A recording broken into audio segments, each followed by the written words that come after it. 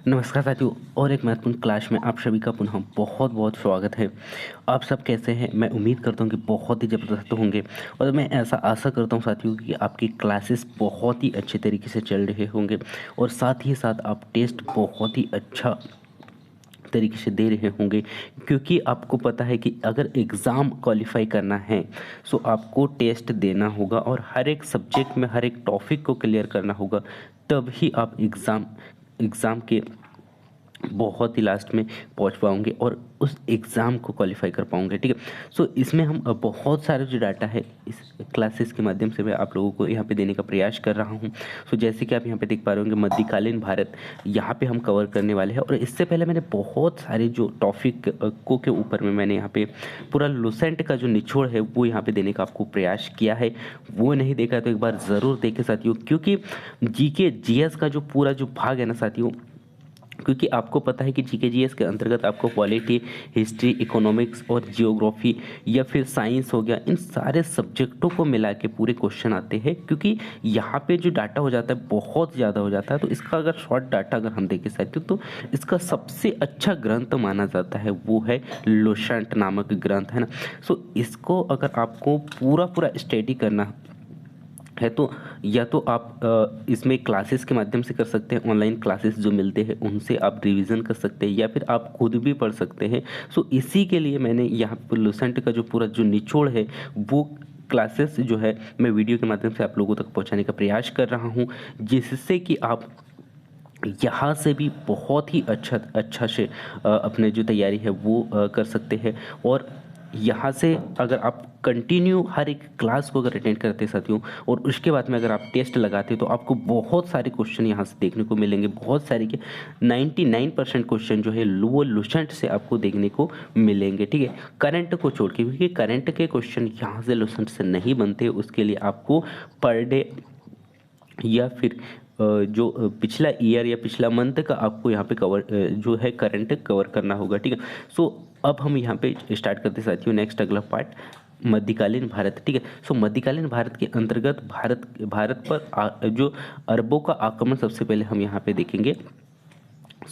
अरबों का आगमन कब हुआ, कैसे हुआ और इनके यानी कि इसके समकालीन कौन कौन हुए, इन सब के बारे में हम बहुत ही डिटेल से यहाँ पे कवर करने वाले हैं। ठीक है। आप सबसे मेरा यही रिक्वेस्ट है साथियों कि इसमें शुरू से लास्ट तक बने रहिए, क्योंकि आपको बहुत मज़ा आएगा। बस आप थोड़ा सा यहाँ पे अपना जो तन और मन को सही दिशा देते हुए आपको इस क्लास को सुनना होगा और साथ ही साथ अगर इम्पोर्टेंट अगर पॉइंट आता है तो उसे भी नोट करना होगा, ताकि आपको ढूंढने में आसान होगा, है ना। क्योंकि बहुत बार होता है क्योंकि बहुत सारे पॉइंटों को हम नोट नहीं कर पाते, उसके बाद में हमारे माइंड में तो आता है लेकिन क्लियर नहीं हो पाता कि यही पॉइंट है क्या।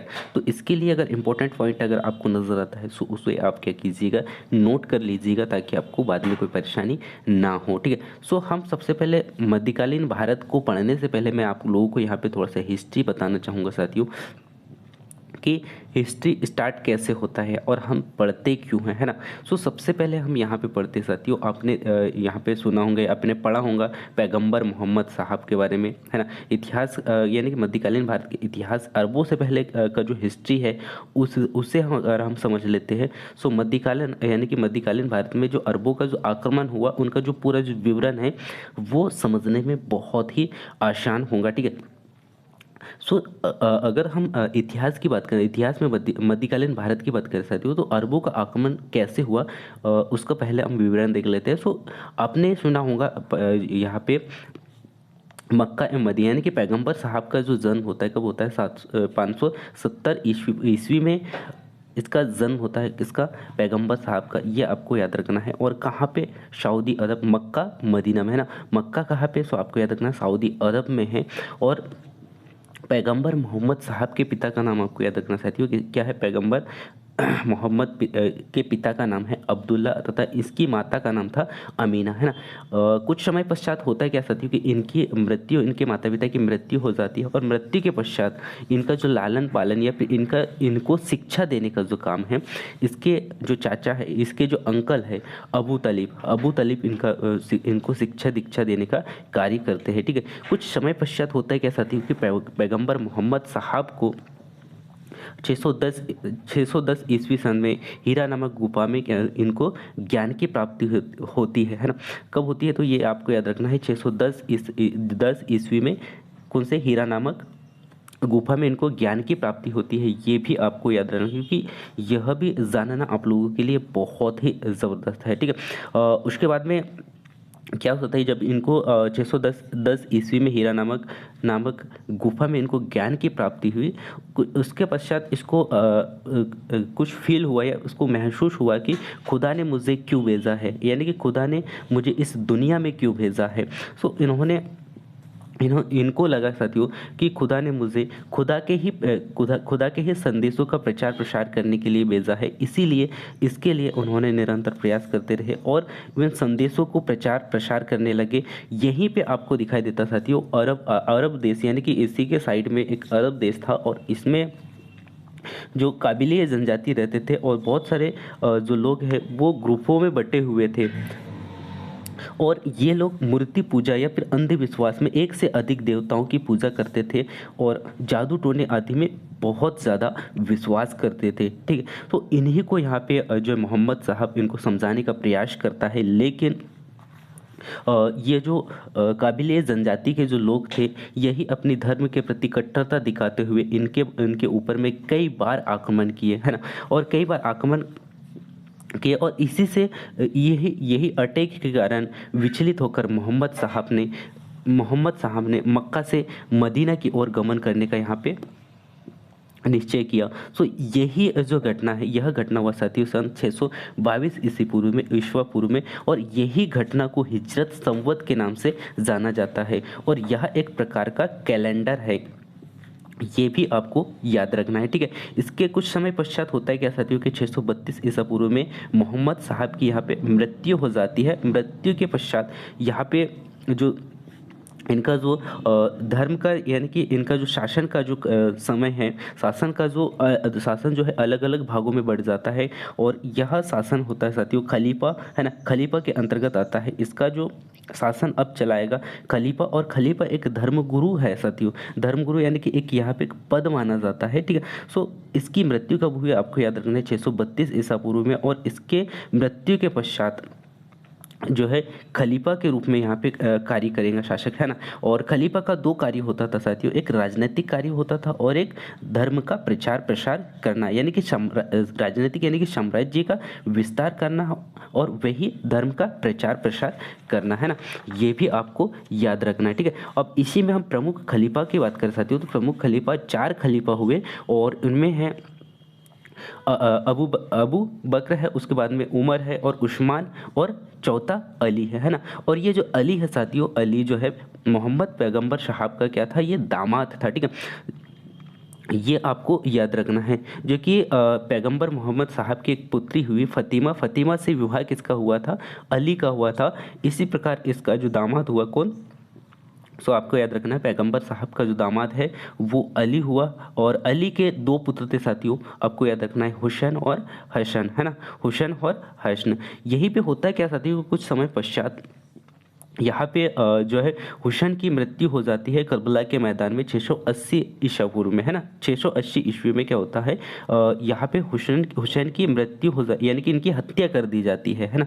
कहाँ, करबला के मैदान में, जो कि इराक में है, ये भी आपको याद रखना है। और इसी हत्या के पश्चात यहाँ पे इसके मृत्यु के शोक में क्या यहाँ पे मुहर्रम में ताज़े निकाले जाते हैं। तो ये भी आपको याद रखना है कि किसकी मृत्यु के पश्चात यहाँ पे एक बहुत बड़ा पर्व के रूप में, यानी कि इनके शोक दिवस के रूप में मुहर्रम में क्या निकाले जाते हैं, यहाँ पे मुहर्रम में ताज़े निकाले जाते हैं ना। यही आगे चल के 2 अलग अलग भागों में विभाजित हुआ साथियों इनका धर्म, एक सुन्नी और एक शिया, है ना। सो सुन्नी और शिया 2 अलग अलग भागों में विभाजित हुआ और सुन्नी जो कि पैगंबर मोहम्मद साहब की शिक्षा एवं उसके द्वारा जो नियम बनाए गए थे उनको फॉलो करने वाले सुन्नी कहलाए हैं। और वहीं सिया की बात करें तो सिया जो है उसी के पैगंबर मोहम्मद साहब के जो दामाद थे उनकी शिक्षा को या उनकी टीचिंग को फॉलो करने वाले क्या कहलाए, शिया कहलाए, ठीक है। और इनको एक बहुत ही पवित्र, यानी कि इनका एक बहुत ही पवित्र पुस्तक साथियों कौन, कुरान, जो कि बहुत ही यानी कि ग्रंथ, एक धार्मिक ग्रंथ के रूप में माना जाता है ना। और इस पुस्तक का जो विवरण जो दिया था साथियों, देवदूत जिब्राइल ने इन्हें अरबी भाषा में संप्रेषित किया था। किसको? तो मोहम्मद साहब को प्रदान किया था। ये भी आपको याद रखना है, ठीक है। आगे चल के पैगंबर मोहम्मद साहब इसी में पैगंबर मोहम्मद साहब के जन्म दिवस पर मिलाद उल नबी के दिवस के रूप में मनाया जाता है ना, ये भी आपको याद रखना है, ठीक है। इस प्रकार अरबों का आगमन यहाँ पे स्टार्ट होता है साथियों। अरबों का आगमन जो है 7वीं शताब्दी के लगभग में क्या होता है, यहाँ पे सिंध में यहाँ पे जो है रायवंश का शासन था साथियों। और रायवंश उस समय वहाँ के जो शासक थे वो आपको याद रखना है, कौन थे? साहसी द्वितीय था, है ना। कौन था? साहसी द्वितीय था, ये भी आपको याद रखना है, ठीक है। सो इस प्रकार यहाँ पे क्या होता है, मध्यकालीन भारत में यानी कि अरबों का यहाँ पे आक्रमण होता है, ये भी आपको याद रखना है। जो कि मोहम्मद बिन कासिम के नेतृत्व में अरबों ने क्या किया था साथियों, अरबों ने यहाँ पे भारत पर पहला आक्रमण किया था। वो पहला आक्रमण कैसे हुआ वो भी मैं आप लोगों को यहाँ पे बताना चाहूँगा। कि जैसे कि मैंने कुछ समय पहले आपको बताया कि क्या हुआ, 7वीं शताब्दी में सिंध पे हम चलते हैं तो सिंध में एक वंश था साथियों, रायवंश, है ना। और रायवंश के एक शासक थे जिसका नाम था साहसी द्वितीय, है ना। साहसी द्वितीय था यहाँ पे। और यहीं पे यहाँ पे जो अरबों के द्वारा क्या किया जाता था साथियों, हमारा जो भारत है, भारत के नीचे निचला वाला जो हिस्सा है जिसे श्रीलंका कहा जाता है, और श्रीलंका का जो पुराना नाम है शिलोन, है ना। तो ये भी आपको याद रखना है। तो इसमें क्या होता था साथियों, जो कुछ अरबों के द्वारा क्या किया जाता था श्रीलंका में, यानी कि श्रीलंका से यहाँ पे कुछ आय व्यय किया जाता था, यानी कि व्यापार किया जाता था। इसी बीच में क्या होता था साथियों, आपको पता है कि श्रीलंका के मध्य में और भारत के मध्य में क्या है, पानी का यानी कि समुद्र है, ठीक है। सो ये क्या करते थे, जहाज़ों से अपना जो आय व्यय करते थे, ठीक है। इसी बीच में होता है क्या साथियों कि यहाँ पे एक स्थान पड़ता है जो कि सिंध है ना, सिंध, जो कि सिंध की राजधानी क्या थी साथियों, पुरानी राजधानी आपको याद रखना है अरोड़ इसकी राजधानी थी, क्योंकि यह एग्जाम में पूछा गया है। सो ये भी आपको याद रखना है। यही पे एक बंदरगाह था साथियों, देवालकोट, है ना, देवालकोट। सो आगे चल के क्या होता साथियों, जब अरब के जो शासक थे उन्होंने क्या किया, इस सिलोन के शासक को कुछ गिफ्ट भेजा, या फिर इनको कुछ यहाँ पे उपहार के स्वरूप यहाँ पे कुछ भेजा। तो इसी बीच में होता है क्या साथियों, जो देवाल कोटा वाला जो बंदरगाह है, यहाँ पे कुछ लुटेरों के द्वारा यहाँ पे क्या किया जाता है, यहाँ पे इनके द्वारा जो उपहार दिया जाता है, उपहार भेजा जाता है, उसे लूट लिया जाता है। इसी से परेशान होकर जो अरब के जो शासक थे, अरब के शासक ने जो क्योंकि यहाँ पे आपको पता है कि देवलकोट वाला जो हिस्सा है वो दाहिर के अंतर्गत आता था, यानी कि सिंध में जो एक बंदरकोट था जो कि देवालकोट के नाम से जाना जाता है, ये किसके अंतर्गत आता था, तो आपको याद रखना है दाहिर जो शासन करता था वहाँ, यानी कि दाहिर नहीं, ये है साथियों साहसी द्वितीय, है ना, साहसी द्वितीय जिस क्षेत्र में शासन करता था उसके अंतर्गत आता था, है ना। यानी कि इसी का पुत्र कौन हुआ आगे चल के, दाहिर, ठीक है। सो ये अभी फिलहाल में अभी जिस समय में यहाँ पे लूटपाट हुआ उस समय में इसका जो शासक था साथियों दाहिर था। और इसी बीच में क्या हुआ, लूटपाट होने के बाद में अरबों ने यहाँ पे निरीक्षण किया, और निरीक्षण करने पे पाए कि यहाँ का जो शासक है दाहिर से निवेदन किया कि आपके क्षेत्र में जो यहाँ पे लूटपाट हुआ है उसका पूरा जो हर्जाना है वो आपको देना होगा। पर यहाँ पे जो दाहिर के द्वारा कोई निर्णय नहीं लिया जाता साथियों, इसी से विचलित होकर, यानी कि इसी से यहाँ पे इसी के कारण यहाँ पे अरबों ने क्या किया साथियों, यहाँ पे आक्रमण करने का निश्चय किया। और अरबों के जो यहाँ पे दो शासक हुए साथियों, एक का नाम था अजीज अली और एक का नाम था मशहूर अली, है ना। तो इन्होंने यहाँ पे अटैक करने का निश्चय किया, और इन्हीं के द्वारा यहाँ पे मोहम्मद बिन कासिम को यहाँ पे अटैक करने के लिए भेजा जाता है। इसी प्रकार क्या होता है 700 यानी कि मोहम्मद बिन कासिम के नेतृत्व में यहाँ पे अरबों ने क्या किया, भारत में पहला आक्रमण किया। और इस प्रकार यहाँ पे दाहिर को पराजित किया जाता है और यहाँ पे जो दाहिर देवाल कोट वाला जो स्थान है यहाँ पे लूटपाट किया जाता है ना। इस प्रकार यहाँ पे भारत में अरबों का आक्रमण हुआ और अरबों ने सिंध पर कितने 712 ईसा पूर्व में विजय पाई। ठीक है, ये भी आपको याद रखना है। और यहाँ पे नेक्स्ट अगला यहाँ पे पॉइंट है साथियों कि अरबों ने यानी कि अरब आक्रमण के समय सिंध पर दाहिर का शासन था, जैसे कि मैंने आपको कुछ समय पहले बताया। और भारत पर अरबवासियों के आक्रमण का मुख्य उद्देश्य क्या था साथियों, जो कि मैं आगे बताने वाला हूँ। इसमें इनका मुख्य उद्देश्य था धन दौलत लूटना तथा इस्लाम धर्म का प्रचार प्रसार करना। ठीक है, इसी के बाद में हम यहाँ पे देखेंगे साथियों मोहम्मद गजनी, है ना। नेक्स्ट अगला शासक इसमें आता है मोहम्मद गजनी, है ना। तो अब्दगीन नामक यानी कि अलब्दगीन नामक एक तुर्क सरदार जो कि गजनी साम्राज्य का शासक था। ठीक है, ये भी आपको याद रखना है। और अलब्दगीन का गुलाम था साथियों, गुलाम जो था उसी का दामाद कौन, सुबुतगीन था। ठीक है, तथा मोहम्मद यानी कि मोहम्मद गजनी जो कि सुबुतगीन का पुत्र था, ये भी आपको याद रखना है। और इन्होंने अपने पिता के काल में ही गजनी खुरासान का शासक था तथा मोहम्मद गजनी जो है 27 वर्ष की अवस्था में सन 997 ईसा पूर्व में गद्दी पर बैठा था तथा बगदाद का खलीफा अल अदीर बिल्लाद ने मोहम्मद गजनी के पद को सामान्य प्रधान यानी कि उनको सामान्यता प्रदान करते हुए उसे यामीन उद दौला तथा यामीन उल मिल्लाह की उपाधि धारण किया था। ये भी आपको याद रखना है। और आगे चल के हुआ क्या साथियों कि मोहम्मद गजनी के द्वारा भारत पर 17 बार आक्रमण किया, है ना। सो आपको ये क्वेश्चन पूछा जा सकता है कि मोहम्मद गजनी ने भारत पर कितने बार आक्रमण किया, 17 बार आक्रमण किया। ठीक है, इसका जो क्लासेस है मैं आप लोगों को आगे बहुत ही डिटेल से लेक्चर देने वाला हूँ, सो वो भी आप ज़रूर देखिएगा, है ना।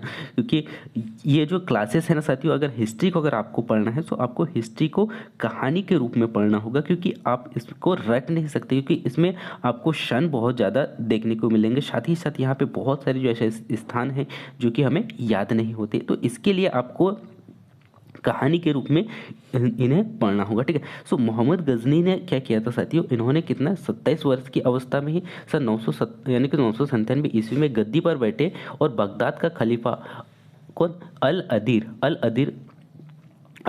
बिल्लाद ने मोहम्मद गजनी को पद में मान्यता प्रदान करते हुए उसे क्या किया था साथियों, यहाँ पे यमीन उल दौला तथा यमीन उल मिल्लाद की उपाधि यहाँ पे प्रदान किया था। ठीक है, ये भी आपको याद रखना है। और मोहम्मद गजनी ने, है ना, भारत पर कितने 17 बार आक्रमण किया था। और मोहम्मद गजनी ने भारत पर पहला आक्रमण किया था साथियों 1001 ईसा पूर्व में, ये भी आपको याद रखना है ना, क्योंकि यह भी पॉइंट वेरी वेरी इंपॉर्टेंट है, क्योंकि ये भी जानना हमारे लिए बहुत ही महत्वपूर्ण है।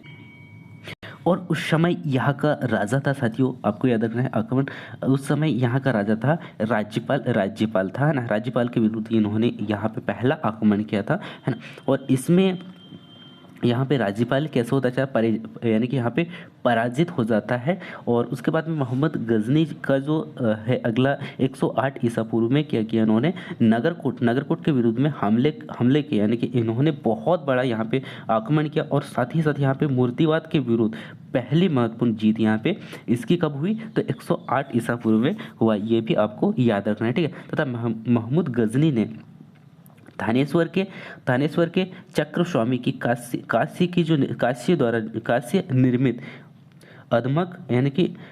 अदमकंद प्रतिमा को गजनी भेजकर, है ना, गजनी भेजकर रंगभूमि में रखवाया है। ठीक है, ये भी आपको याद रखना था। तब मोहम्मद गजनी का सबसे चर्चित आक्रमण हुआ साथियों सन 1024 ईसा पूर्व में, क्योंकि यहाँ पे इन्होंने क्या किया था, सोमनाथ मंदिर पर जो कि राष्ट्रकूट में सोमनाथ मंदिर पर हुआ इस मंदिर की लूटपाट से उसे करीब 20 लाख दिनार की संपत्ति हाथ लगी थी। ठीक है, तथा सोमनाथ की रक्षा में सहायता करने के कारण सोमनाथ की इसमें रक्षा में सहायता करने के कारण जो अनहिलवाड़ा के शासक पर मोहम्मद ने आक्रमण किया था, और सोमनाथ मंदिर लूट ले जाने के क्रम में मोहम्मद गजनी गजनी पर जाटों ने भी आक्रमण किया था और कुछ संपत्ति क्या किया था, इन्होंने लूट लिया था। किससे? तो आपको याद रखना है मोहम्मद गजनी से, है ना। यही आगे चल कर क्या हो साथियों, सोमनाथ मंदिर लूट कर ले जाते समय यहीं पे जाटों ने भी मोहम्मद गजनी पर आक्रमण किया और कुछ धन संपदा इनसे लूटा, ठीक है। और मोहम्मद गजनी का अंतिम भारतीय आक्रमण हुआ साथियों 1027 ईसा पूर्व में जाटों के विरुद्ध ही हुआ, है ना। और यहाँ पे मोहम्मद गजनी की क्या हो जाती है, मृत्यु हो जाती है। कब? 1030 ईस्वी में इसकी मृत्यु होती है। और इसमें अलबरूनी, फिरदोशी और उतबी तथा फरूखी मोहम्मद गजनी के दरबार में रहते थे। ये प्रमुख यहाँ पे कवियाँ हुए, ठीक है। ये भी आपको याद रखना, कौन कौन?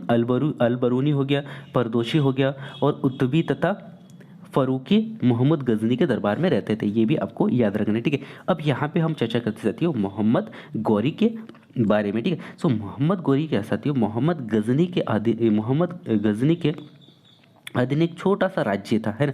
इसी के अधीन में एक राज्य, छोटा सा राज्य था जो कि 1173 ईसा पूर्व में शहाबुद्दीन मोहम्मद गौरी, है ना, शहाबुद्दीन मोहम्मद गौरी का शासक बना था।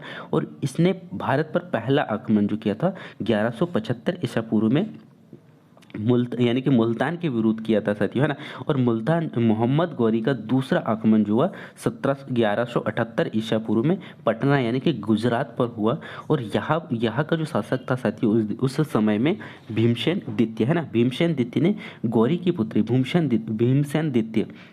द्वितीय ने गौरी को बुरी तरीके से यहाँ पे पराजित किया था। सो आपको क्वेश्चन पूछा जा सकता है कि मोहम्मद गौरी को पराजित करने वाला कौन सा शासक था। सो आपको याद रखना साथियों भीम सेकंड ने क्या किया था, इन्होंने मोहम्मद गौरी को बहुत बुरी तरीके से इसे पराजित किया था, है ना। सो इनके बीच में कुछ लड़े गए युद्धों के बारे में हम यहाँ पे चर्चा कर लेते हैं साथियों कि मोहम्मद गौरी द्वारा लड़े गए प्रमुख युद्ध थे। एक था तराइन का प्रथम युद्ध, है ना। तो तराइन का प्रथम क्वेश्चन कई बार पूछा गया साथियों कि तराइन का प्रथम युद्ध किस किसके बीच में हुआ था या कब हुआ था, है ना, क्योंकि इससे क्वेश्चन बनते ही है। सो तराइन का प्रथम युद्ध हुआ था साथियों 1191 ईस्वी में, है ना। और भारत का यानी कि इसमें गौरी और पृथ्वीराज चौहान के बीच में हुआ था। और इसमें परिणाम क्या निकला था साथियों, जो पृथ्वीराज चौहान की इसमें क्या हुआ था, विजय हुआ था। और इसमें मोहम्मद गौरी की क्या हुई थी, इसमें हार हुई थी, है ना। और इसी में तराइन का द्वितीय युद्ध हुआ साथियों इसी के नेक्स्ट ईयर में यानी कि 1192 में, है ना। 1191 में आपको याद रखना है तराइन का प्रथम युद्ध हुआ था, किसके बीच में हुआ था, तो गौरी और पृथ्वीराज चौहान के बीच में हुआ था, जिसमें मोहम्मद गौरी की यहाँ पे हार होती है और पृथ्वीराज चौहान की जीत होती है। यहीं पे तराइन का द्वितीय युद्ध हुआ 1192 ईस्वी में। और यह गौरी और पृथ्वीराज चौहान के बीच में पुनः हुआ। और इसमें गौरी की विजय होती है और पृथ्वीराज चौहान की इसमें क्या होती है, हार होती है। और नेक्स्ट अगला इसमें युद्ध हुआ साथियों मोहम्मद गौरी के बीच में हुआ चंदावर का युद्ध होता है। और चंदावर का युद्ध जो है 1194 ईसा पूर्व में हुआ, जो कि यहाँ पे गौरी एवं जयचंद के बीच में होता है, जिसमें गौरी की विजय होती है। और मोहम्मद गौरी भारत के विजय प्रांतों पर भारत के विजय प्रदेशों पर क्या किया, इन्होंने शासन का भार अपने गुलाम यानी कि अपना जो गुलाम सेनापति को सौंपते हुए गजनी लौट गया था, है ना। सो ये भी याद रखना है कि अगला जो युद्ध हुआ यहाँ पे चंदावर का युद्ध कब हुआ, 1194 ईस्वी में हुआ। और ये किसके बीच में हुआ, तो गौरी एवं जयचंद के बीच में हुआ, ये भी आपको याद रखना है। और यहीं पे गौरी की क्या हो जाती है, यहाँ गौरी क्या होता है, विजय होता है। और इन्होंने अंत में क्या किया साथियों, उसी का एक गुलाम था उसको क्या किया, उन्होंने पूरा राज्य पार्ट जो संभाल के यानी कि उसको सौंप के वे पुनः गजनी लौट जाते हैं, ठीक है। और यहाँ पे होता है क्या साथियों कि रास्ते में जाते जाते यहाँ पे मोहम्मद गौरी की क्या कर दी जाती है, हत्या, यानी कि 15 मार्च सन 1206 ईसा पूर्व में इसकी हत्या कर दी जाती है, ठीक है। सो इस प्रकार यहाँ पे मोहम्मद बिन यानी कि गजनी की मृत्यु हो जाती है। नेक्स्ट अगला यहाँ पे नेक्स्ट अगला हमें देखने को मिलता है साथियों, कौन, सल्तनत काल, है ना। सो सल्तनत काल को हम कल बहुत ही डिटेल से यहाँ से समझने वाले हैं नेक्स्ट अगले पार्ट में। सो तब तक अभी तक जितना मैंने क्लास में आप लोगों को बताने का प्रयास किया उसे अच्छा से रिवीजन कीजिएगा, क्योंकि इससे क्वेश्चन बहुत ज़्यादा बनते साथियों। सो मिलते हैं अगले क्लास में, तब तक जय हिंद, वंदे मातरम।